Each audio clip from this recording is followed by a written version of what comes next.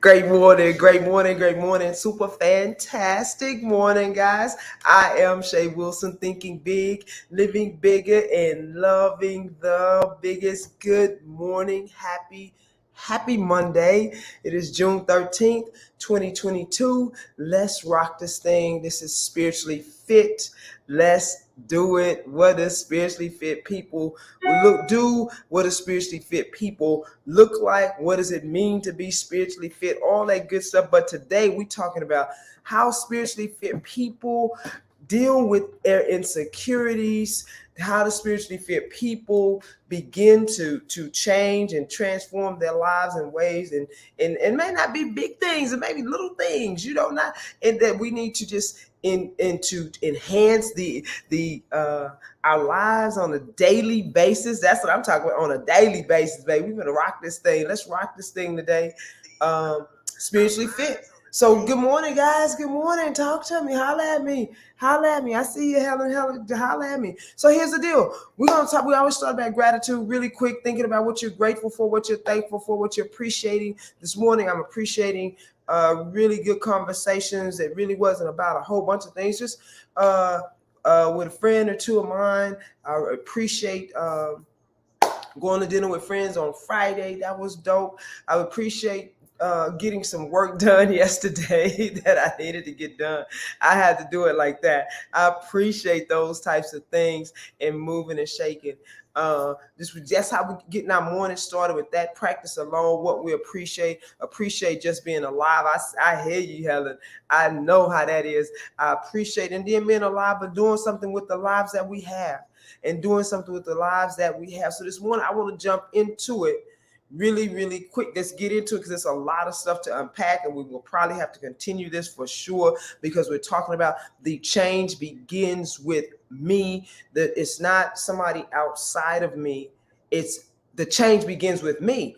And so many times we're going through things in life, and we believe it's coming from outside, which is making us feel sad. It's coming from outside. If they did this, then I would feel better with this.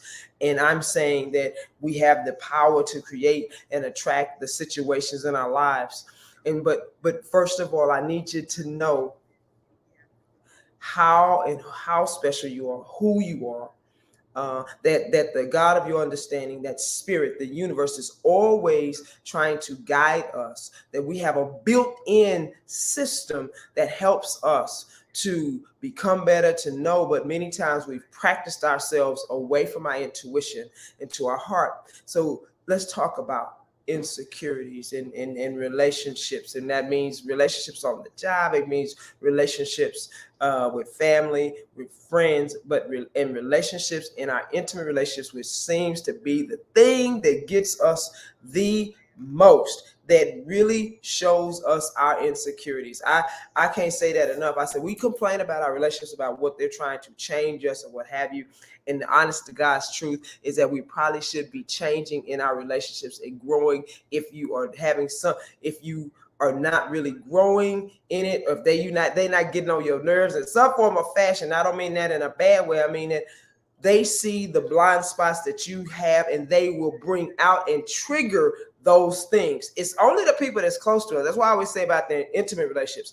Our friends can only do so much to bother us. Our families trigger us a lot, but we ain't got to live with them most of the time. Our intimate partners will show us what how we're dealing with things, where we are. They're like a litmus test. They show you exactly where you are, the things that you thought you were over, and hopefully you're in a supportive environment that you are able to kind of try to talk about these things, to kind of try to get together. And I always tell people, listen, if you can get professional help, get professional help. That doesn't mean you are over the top. It means that you have someone else that can guide you, that does this on a regular basis, guide you through those dark places that need to be addressed, that we have suppressed so well until something happens and then it comes back up, or you thought you heal. So the healing process, the transformation process is continual. Anybody with me on that? So come on.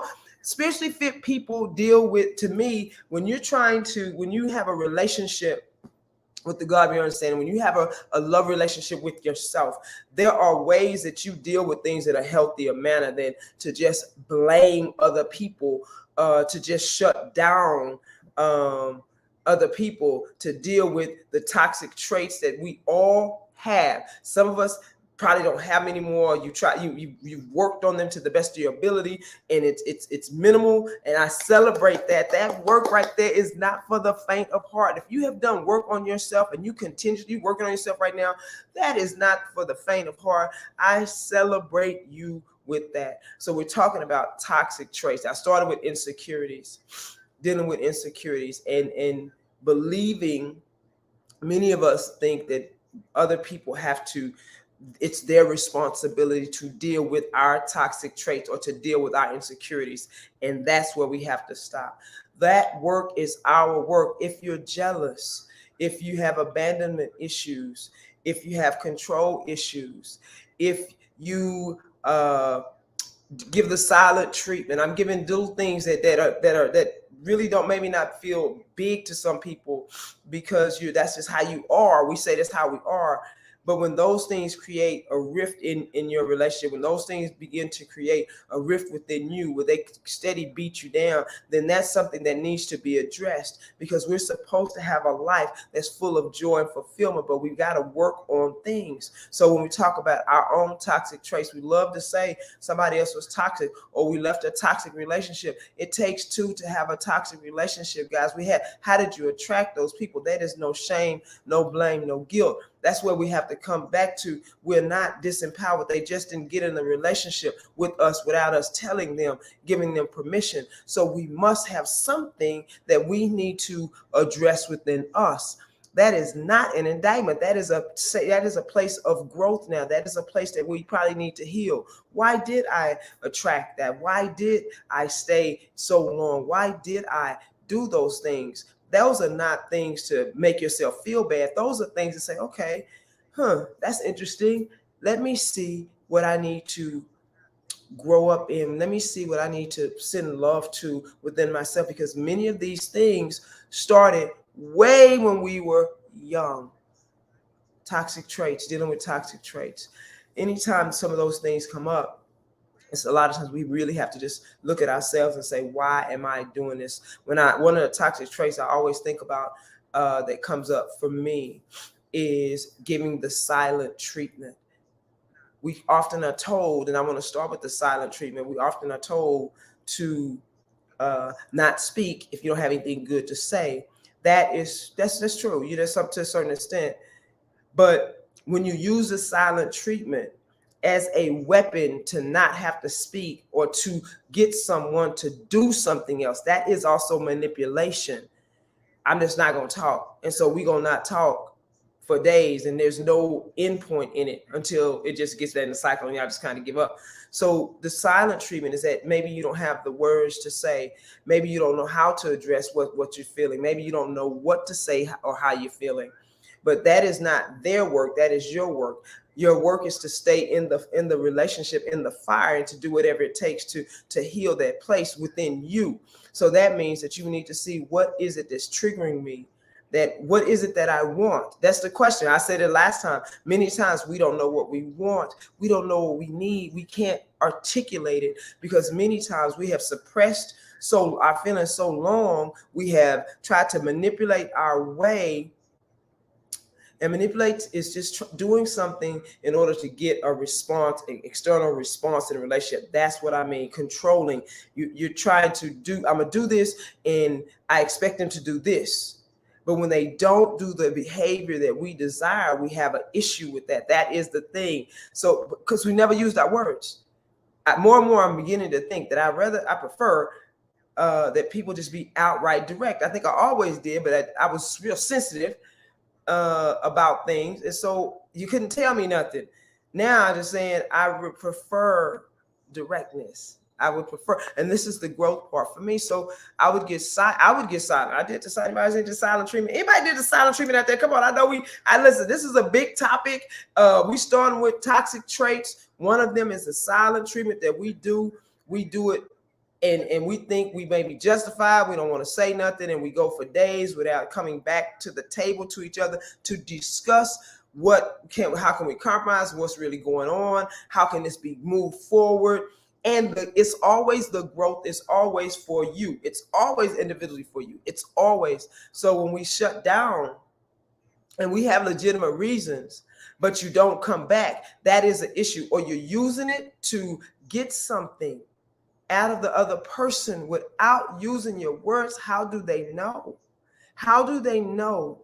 One of the other things is not using our words. We talk about dealing with insecurities. A lot of times we go into that shutdown mode because we are insecure.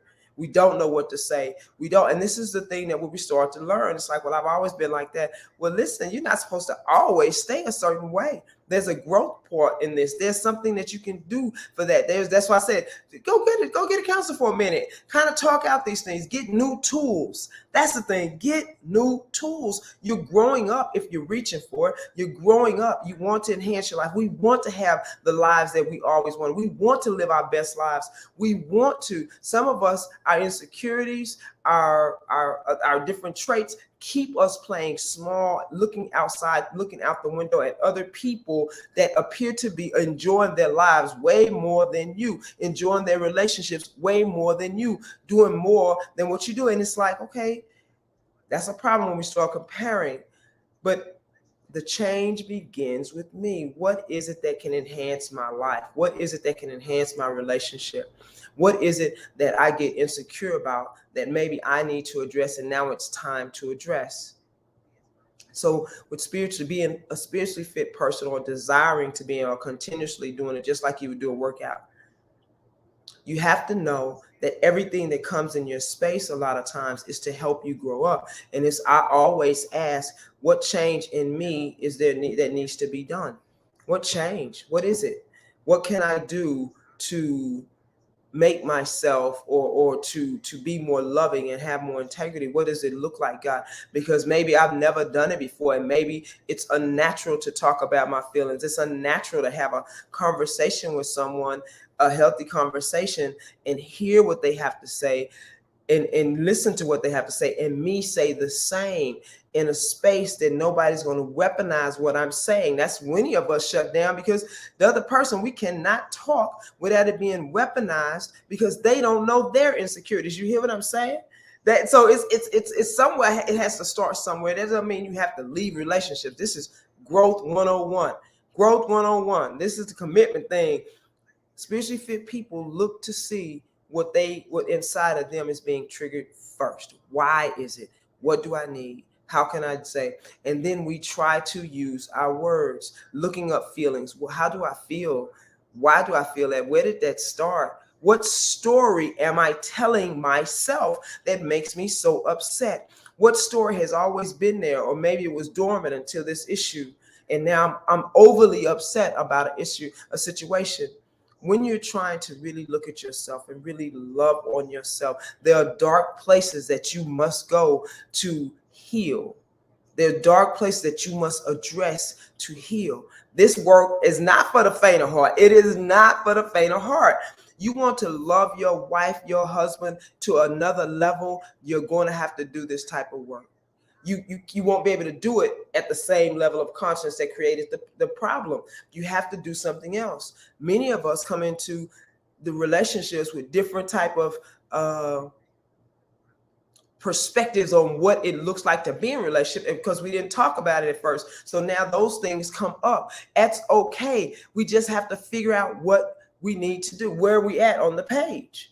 Let's see. Helen says, appreciation just being alive. Relationships are a two-way street. We each have responsibility to work things out. Absolutely. It always starts with me. Absolutely.